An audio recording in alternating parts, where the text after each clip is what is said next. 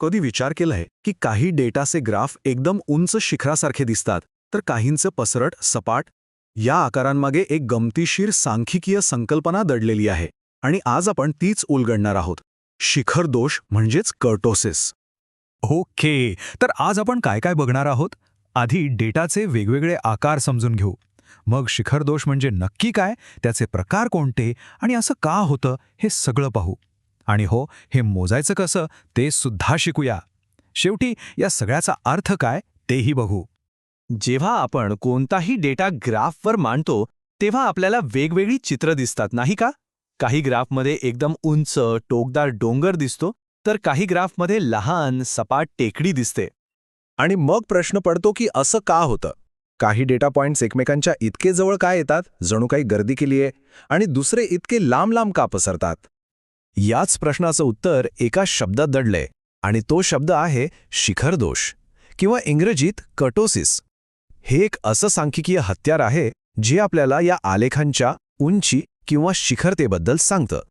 सोप्या भाषेत सांगायचं तर शिखर दोष आपल्याला काय सांगतो.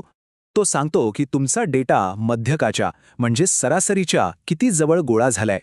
जर डेटा खूप जवळजवळ असेल तर उंच शिखर बनेल, आणि जर तो पसरलेला असेल तर शिखर सपाट दिसेल. इतकं सोपं आहे. आता या शिखर दोषाचे मुख्यत्वे 3 प्रकार पडतात, आणि प्रत्येक प्रकार आपल्याला डेटाच्या एका वेगळ्याच स्वभावाची ओळख करून देतो. चला भेटूया या तिघांना. पहिला आहे लेप्टोकर्टिक म्हणजेच उच्च शिखरी. विचार करा की वर्गातले सगळे हुशार विद्यार्थी आहेत आणि सगळ्यांना जवळजवळ सारखेच मार्क्स मिळाले आहेत. मग ग्राफ कसा दिसेल. बरोबर एकदम उंच आणि निमुळता, कारण सगळे गुण एकाच ठिकाणी जमा झालेत. यालाच म्हणतात लेप्टोकर्टिक. आता याच्या अगदी उलट प्लॅटिकर्टिक म्हणजेच चरपट शिखरी. समजा वर्गातल्या विद्यार्थ्यांच्या गुणांमध्ये खूपच तफावत आहे. काहींना खूप कमी, काहींना मध्यम, तर काहींना खूप जास्त. मग डेटा कसा पसरेल आणि ग्राफ बनेल सपाट पसरट. हा झाला प्लॅटिकर्टिक वक्र. आणि या दोघांच्या मध्ये येतो मेसोकोर्टिक म्हणजे मध्यम शिखरी. हा आहे आपला स्टँडर्ड. हा ना जास्त उंच ना जास्त सपाट, एकदम नॉर्मल. आपण बाकीच्या दोन्ही वक्रांची तुलना याच मेसोकोर्टिकशी करतो. ठीक आहे, हे प्रकार तर समजले, पण मुळात प्रश्न हा आहे की डेटा असे वेगवेगळे आकार घेतोच का. यामागे काय कारण असू शकतात. यामागे बरीच कारणं असू शकतात.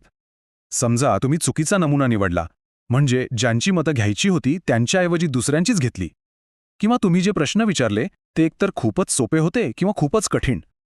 अशा वेळी काय होतं, उत्तरं एकाच बाजूला झुकतात. कधीकधी मार्क द्यायची पद्धत खूपच कडक असली तरी सगळे गुण एकाच ठिकाणी जमा होतात. या सगळ्यामुळे ग्राफचा आकार बदलतो. आतापर्यंत आपण फक्त आकारांबद्दल आणि गोष्टींबद्दल बोलत होतो, पण गणिताशिवाय मजा नाही, बरोबर. तर या शिखरतेला आपण आकड्यांमध्ये मोजू शकतो का. नक्कीच शकतो, आणि त्यासाठी एक मस्त सूत्र आहे. चला बघूया. हे आहे ते सूत्र. Q बरोबर Q भागिले P90 वजा P10. आता हे Q P90 P10 काय आहे असा प्रश्न पडला असेल, घाबरू नका, सोपा आहे. Q म्हणजे चतुर्थक विचलन, म्हणजे डेटाच्या मधल्या 50% भागाचा पसारा, आणि P90 वजा P10 म्हणजे 90व्या आणि 10व्या शतमाकामधलं अंतर. थोडक्यात हे सूत्र डेटाच्या पसरण्याचं एक माप आहे. चला एका उदाहरणाने समजून घेऊ. समजा आपल्याकडे एका डेटासेटसाठी ही मूल्य आहेत. आता ही सगळी मूल्ये आपण सूत्रात टाकूया. म्हणजे 15 भागिले 45 वजा 18. हे सोडवल्यावर आपल्याला उत्तर मिळतं 0.55. ओके, आपल्याला 0.55 हा आकडा मिळाला. पण याचा अर्थ काय हे ठरवण्यासाठी आपल्याला याला एका स्टँडर्ड आकड्याशी म्हणजे नॉर्मल वक्राच्या मूल्याशी ताळून पाहावं लागेल. आणि ते स्टँडर्ड मूल्य आहे 0.263. आता बघा, आपलं उत्तर 0.55. हे स्टँडर्ड 0.263 पेक्षा मोठं आहे.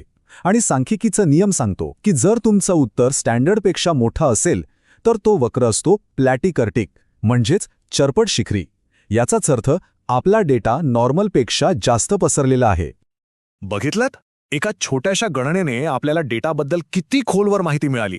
फक्त सरासरी नाही, तर डेटाचा पूर्ण स्वभाव, त्याची रचना आपल्यासमोर उभी राहिली.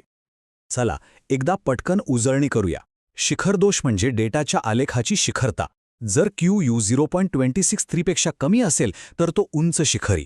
जर जवळपास 0.263 असेल तर तो नॉर्मल.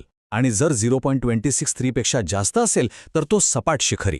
सोप्या शब्दात डेटा मध्यकाच्या किती जवळ किंवा लांब आहे हेच शिखर दोष सांगतो.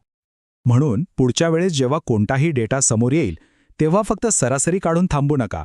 थोडं थांबा आणि विचारा, या डेटाचा आकार आपल्याला कोणती वेगळी कहाणी सांगतोय.